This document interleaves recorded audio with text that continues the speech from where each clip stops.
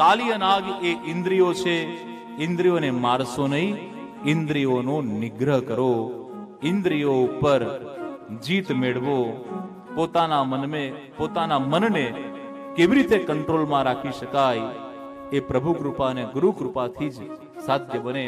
ગમે તેવો હાથી હોય, પણ હાથી ઉપર જે મહાવત બેઠો હોય એના હાથમાં એક અંકુશ હોય, અને એ અંકુશ એ અમુક ચોક્કસ સેન્ટર પોઈન્ટ ઉપર મારે, ટચ કરે એટલે હાથી કંટ્રોલમાં આવી જાય. હાથી આટલો મોટો, આટલો વિશાળ, આટલો તાકાતવાર, પણ એને કંટ્રોલ કરવાનું જે અંકુશ છે एकदम नानो.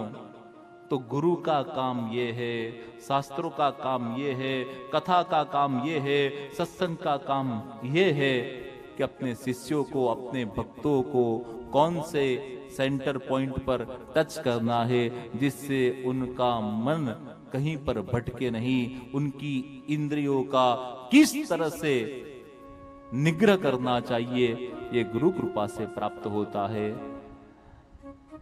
કાલિય નાગ ની કથા અત્યંત અદ્ભુત છે. નરસિંહ મહેતાએ પણ ગાયું છે કે જળ કમળ છાડી જાને બાળા, સ્વામી અમારો જાગશે, જાગશે તને મારશે, મને બાળ હત્યા લાગશે. કાલિય નાગની વિદાય થઈ. આ બધું કરવામાં ખૂબ અંધારું થઈ ગયું. ભગવાન કહે છે કે નંદ બાવાને કહેવાય રાત્રિ વિશ્રામ અહીંયા જ કરી લઈએ, એટલે રાત્રિ વિશ્રામ યમુનાજીના કિનારા પર જ કર્યો. મધ્યરાત્રિએ આગ લાગી. બધા દોડ્યા, કનૈયા આગ લાગી છે. કનૈયો કહે છે લગી રે, ચિંતા ના કરો. અને પ્રભુએ દાવાગ્નિનું પાન કર્યું છે. જે આગ લાગી એ બધી જ આગને પ્રભુ પોતાના જઠરાગ્નિમાં સમાહિત કરી લે છે. અદ્ભુત લીલા છે. પ્રાતકાલે જે પશુ પ્રાણી અને ગોપ ગણો કાલિય નાગના વિષથી વિશુદ્ધ થયેલી કાલિંદીના કિનારા પર હતા, એ બધા સવારે જો યમુનાજીનું જળ પીવત તો આ બધાને જ ઝેરની અસર થાત. કાલિય નાગનું વિષ એટલું બધું દૂષિત હતું કે કાલિય નાગ જે ધરામાં રહેતો હતો ત્યાંથી કોઈ પક્ષી પણ ઉડે ને તો કાલિય નાગના વિષના પ્રભાવના કારણે પક્ષી નીચે પડી જતું અને કાલિય નાગ એનું ભક્ષણ કરી લેતો હતો. એટલું બધું વિશુદ્ધ હતું. આ કાલિય નાગની લીલાનો એક અર્થ હું એવો કાઢું છું, સૌથી પહેલામાં પહેલું વોટર પ્યોરિફિકેશન જો કોઈએ કર્યું હોય ને તો એ ભગવાન શ્રી કૃષ્ણએ છે. આ સૌથી પહેલામાં પહેલું જળનું શુદ્ધિકરણ છે. યમુના બચાવો, નર્મદા બચાવો, ગંગા બચાવો આપણે ઝુંબેશ ચલાવીએ છીએ, પણ એ સૌથી પહેલી ઝુંબેશની શરૂઆત કરી હોય તો એ ભગવાન શ્રી કૃષ્ણએ છે. કાલિય નાગના વિષથી વિશુદ્ધ થયેલી કાલિંદીનું શુદ્ધિકરણ કર્યું. આનો અર્થ છે ભગવાન આજના આ સાંપ્રત સમયમાં આપણને કહે છે કે નદીઓને બચાવો, જળાશયોને બચાવો, સરોવરને બચાવો, જળનો વેડફાટ ન કરો.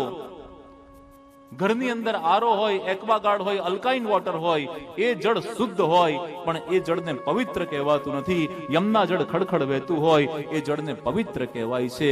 નર્મદા જળને પવિત્ર કહેવાય છે. ગંગા જળને પવિત્રતા કહેવાય છે. પાણીનું કેમિકલ સૂત્ર H2O થાય એવું આપણને ખબર છે.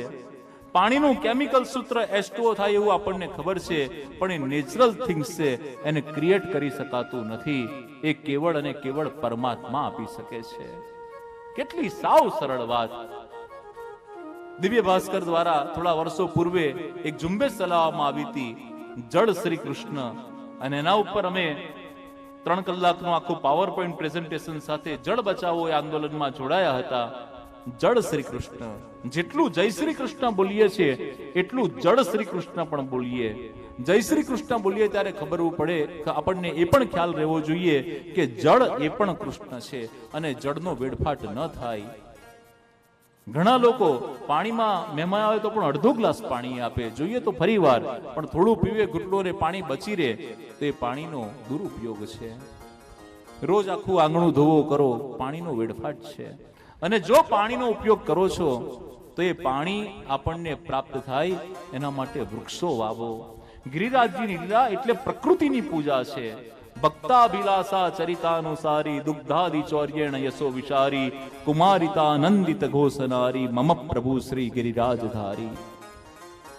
ભગવાન વિભૂતિ યોગમાં કહે છે વૃક્ષોની અંદર પીપળો સ્વયં હું પોતે છું. પીપળાનું વૃક્ષ 24 કલાક ઓક્સિજન આપે. લીમડા વાવો, પીપળા વાવો, વડ વાવો, બદામ વાવો, ચીકુ વાવો, જાંબુ વાવો, વૃક્ષારોપણ કરો. પ્રકૃતિ એ પરમાત્મા છે. પ્રકૃતિનું જતન કરો. એ પરમાત્માની સેવાથી ઓછું ફળ એનું નથી.